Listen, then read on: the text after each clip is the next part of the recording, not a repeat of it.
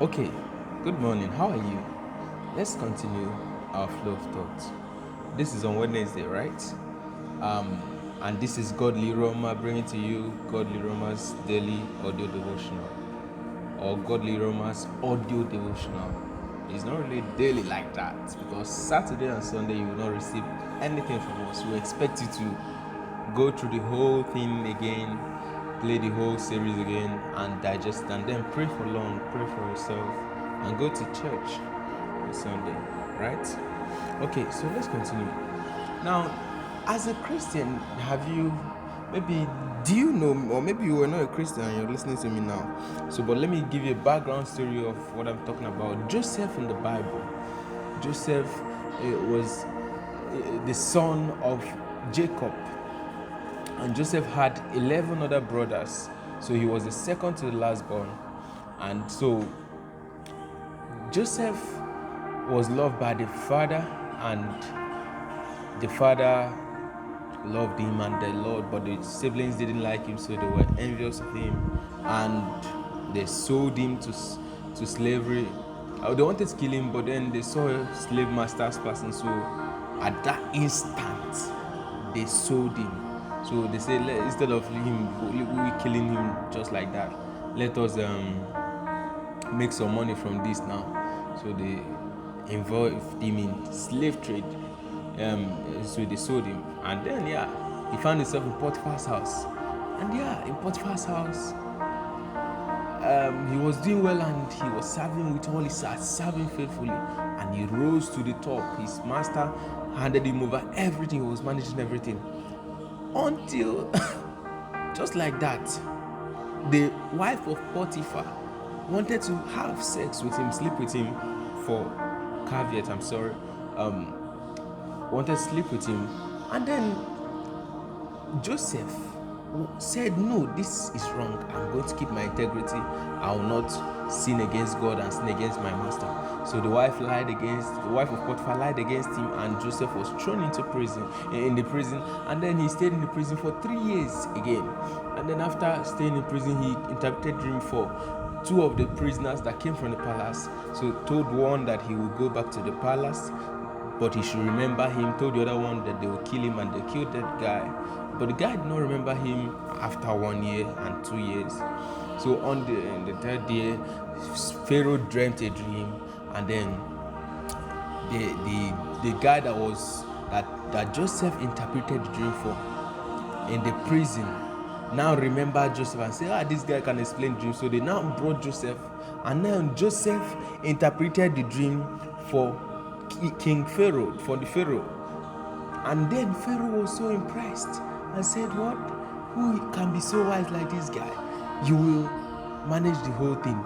And Joseph, that was how he became prime minister in a foreign land. So, and this is what we call purpose, right?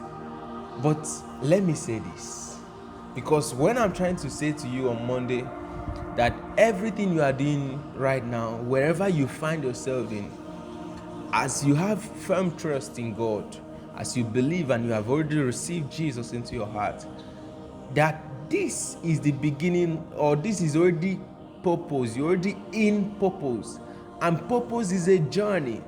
So you are moving, you are making progress. You may not see it, but you are making progress.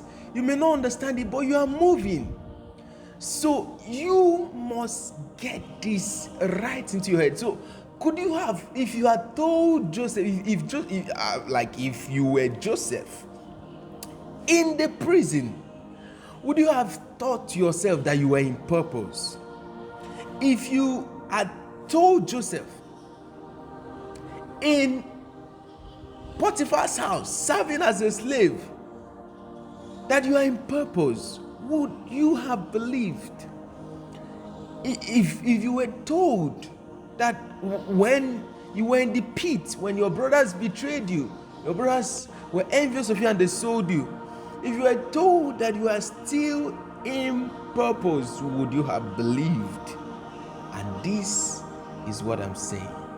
Every step you take, every path you make, and every moment of your life, all of them account for purpose.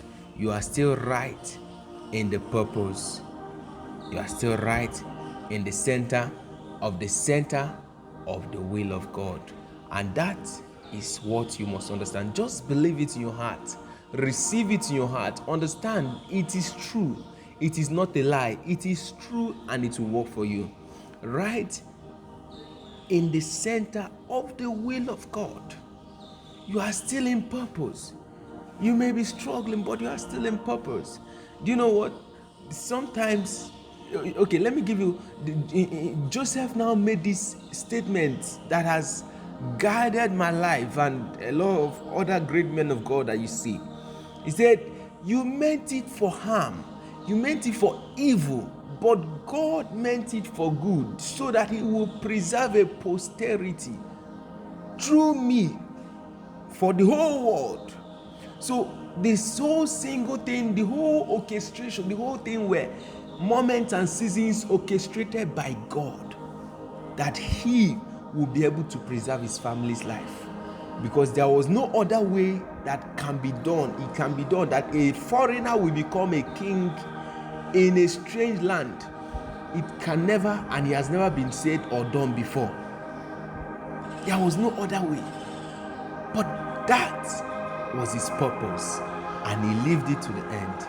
And so in the end, He could say, God sent me for a time like this to prepare you, to preserve you guys, to preserve your life.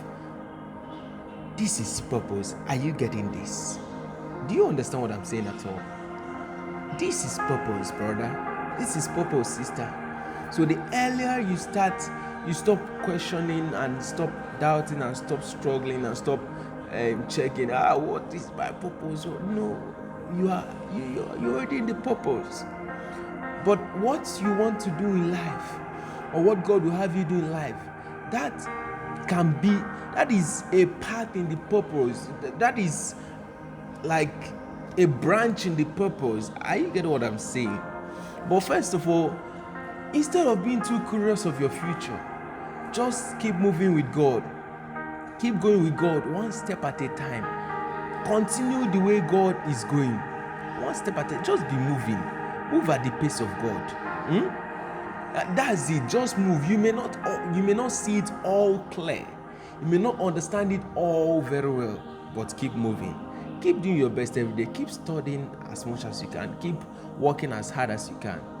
You are getting closer and closer and closer to your purpose. Do you understand this? God bless you. See you